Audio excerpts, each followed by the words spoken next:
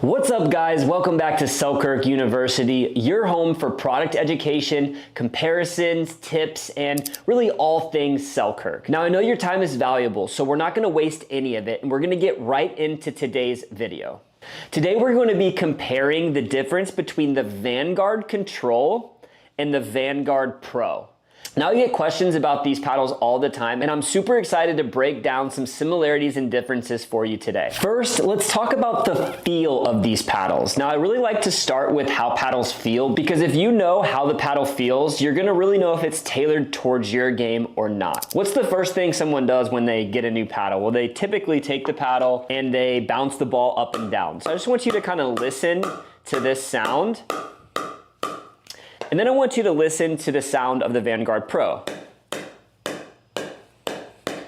What do you notice? The Vanguard Control is not a thermoformed paddle. It is, however, raw carbon fiber, producing lots of spin and a really generous sweet spot. But one of the key differences in how these paddles feel is what I like to call dwell time. And that's, how does the ball feel when it makes contact with the paddle? Paddles that have a lot of dwell time, that ball almost seems to sink into the paddle or dwell on the face for a longer period of time. To me, the dwell time on the Vanguard Pro seems significantly higher than the dwell time on the Vanguard Control. That could be because the Vanguard Pro features 4 layers of raw carbon fiber, meaning there are 4 layers in between the face and the core. So that increased dwell time could be because the ball is actually taking longer to reach the core due to those 4 layers. You might be thinking to yourself, why would I want a non-thermoformed paddle? Well, there's something to really like about the Vanguard Control too, because not everybody likes thermoformed paddles. Thermoformed paddles tend to be a little bit more springy, and some people don't quite like the responsiveness that they get, finding them harder to control, while other people find them easier to control. When it comes to the overall feel of these paddles, you're really gonna like the way it feels off the face if you're looking for a control paddle.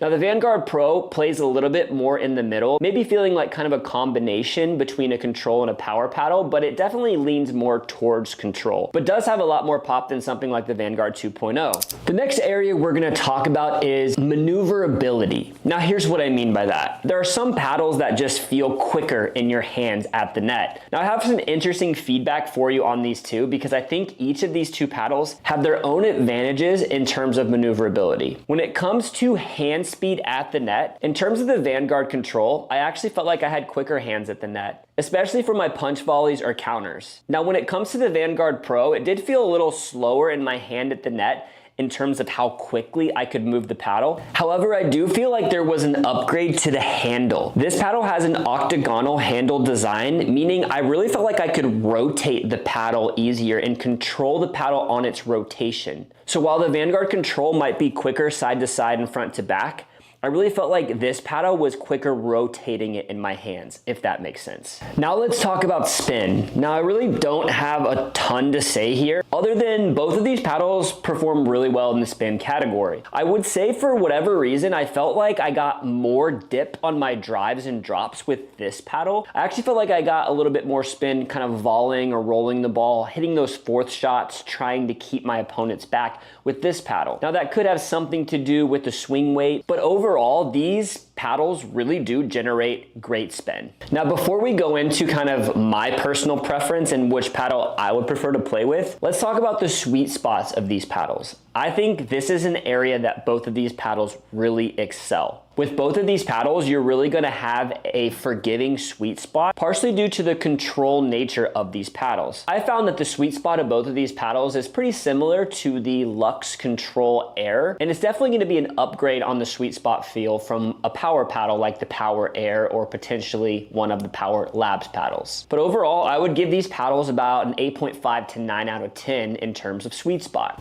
Now, as I said before, I'm gonna share with you which one is my personal favorite, and my answer might kind of shock you, but let's talk about what a lot of you are probably wondering. How do I know which paddle is for me? If you're someone that really values durability, go with the Vanguard Pro. This paddle, I don't know how to describe it. It just feels so stable and durable in your hands, and you just get this feeling that this is going to last a long time. This could be due to those 4 layers of 12K raw carbon fiber. Also, if you generally like the way a thermoformed paddle feels, and you want a paddle that leans to the control side, but also has some good pop from the baseline, again, I would go with the Vanguard Pro.